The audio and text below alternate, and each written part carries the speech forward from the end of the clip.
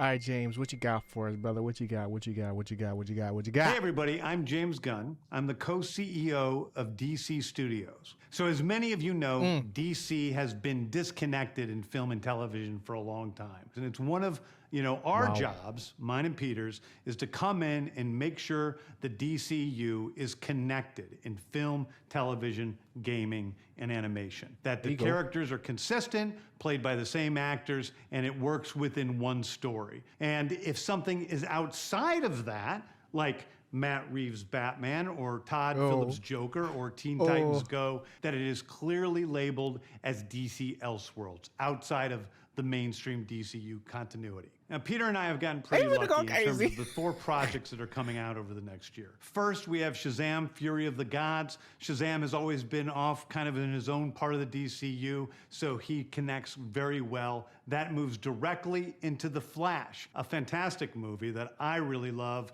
that resets the entire DC universe. Then to move into Blue Beetle, a fantastic film about a kid who's a marvelous part of the DCU, and then into Aquaman 2, which leads directly into our next few projects, which I'm going to tell you about now. So, let's Peter talk about and what we I, don't along know. with a group of very talented writers, have started to map out an 8 to 10 year plan of what DC Studios will be in film, television, and gaming. This first chapter is called Gods and Monsters. Now, this, what I'm about to tell you, is a part of the first chapter. It's not the entire first chapter. The first project is Creature Commandos.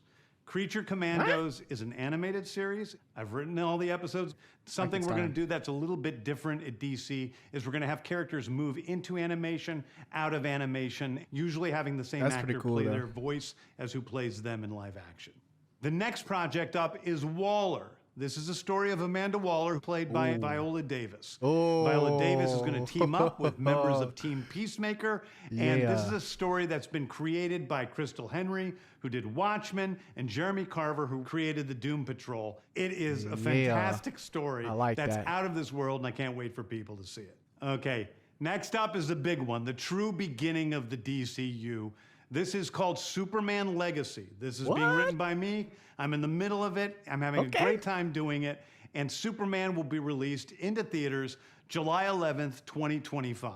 Okay, the next thing is a big premiere HBO television series called That's forever Lanterns. from now. This is a story of a couple of Green Lanterns, John Stewart and Hal Jordan, and we have a few other Lanterns peppered in there, but this is really a terrestrial-based TV show, which is almost like True Detective with a couple of Green Lanterns who are space cops watching over Precinct Earth. In it, they discover a terrifying mystery that ties into our larger John story. Stewart looks like he got Next yellow. is a big movie called The Authority. The Authority is a passion project of mine. It's based on the marvelous Wildstorm characters. We are now bringing into the DCU, idea who those people and are. we'll interact with all of our primary DCU characters. The Authority are a group of superheroes who think the world is broken and they want to fix it by any means necessary. I think it's a very different look at superheroes. We're doing a television series called Paradise Lost. Paradise Lost is a story of Paradise Island, usually known as Themyscira, which is the birthplace of Wonder Woman. It's almost like Game of Thrones with Westeros, but with all of the inhabitants of Paradise Island. The introduction of the DCU's Batman is The Brave and the Bold. The Brave and the Bold is the story of Batman and his actual son, Damian Wayne. This is based on Grant Morrison's great comic book run. Damian Wayne is my favorite Robin. He's a little assassin who Batman tries to get in line, and so this is the story of the two of them and the beginning of sort of the Bat family in the DCU. Next up is a TV series called Booster Gold. Booster Gold is one of comics' really popular cult heroes. He is a fascinating guy. He's a loser from the future who uses future technology to come back to present day and become a superhero so that people will love him. It is basically the superhero story of imposter syndrome on an HBO Max series. One of my favorite comic book series from last year was Tom King's run on Supergirl, Woman of Tomorrow. And so we're going to turn that into a big science fiction epic film. Now, Superman is a guy who was sent to Earth and raised by loving parents, whereas Supergirl in this story, she is a character who was raised on a chunk of Krypton. She watched everybody around her perish in some terrible way, so she's a much more jaded character. And that brings me to Swamp Thing, the last thing we're going to talk about. A very Swamp dark Thing horror movie? story in the origins Ooh, a of horror? the monster who Okay. is Swamp Thing. And although it's totally outside of the rest of the DCU, it will still feed into the rest of the stories. Anyway, those are the stories that I can tell you about right now. I've loved the DC characters since I was a child.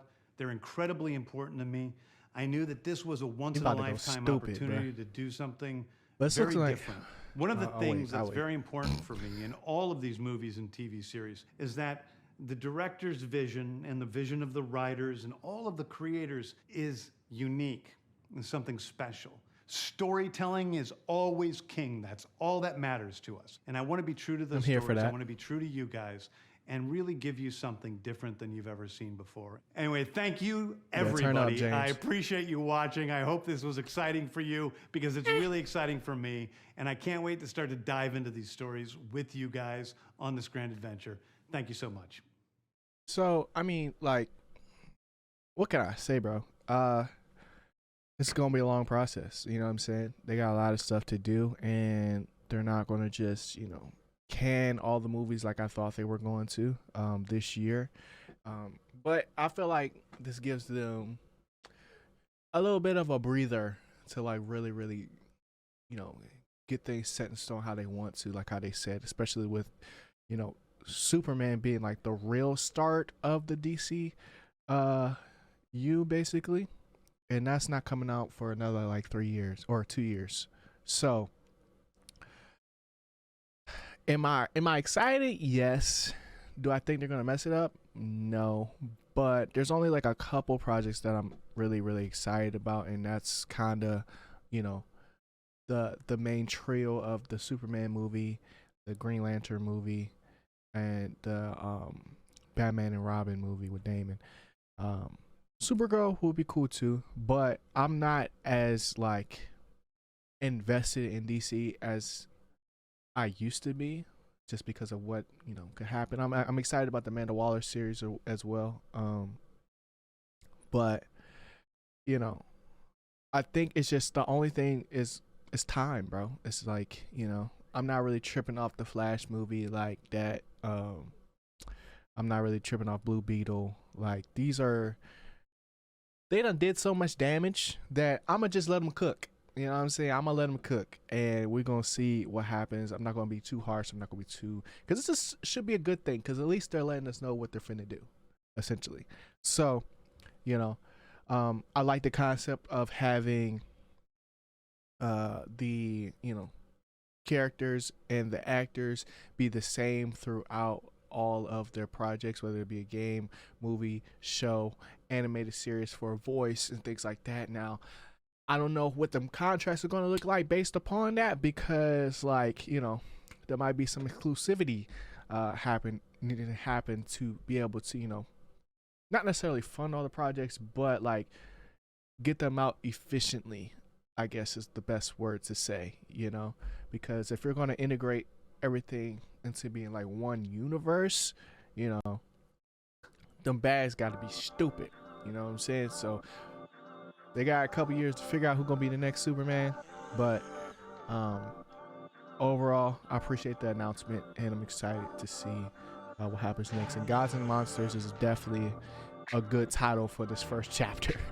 in DC Studios. So, yeah, man, let me know what y'all think in the comment section below. But that's all I got for this video, man. Appreciate y'all for tuning in. I'm holler at y'all next one, man. Peace.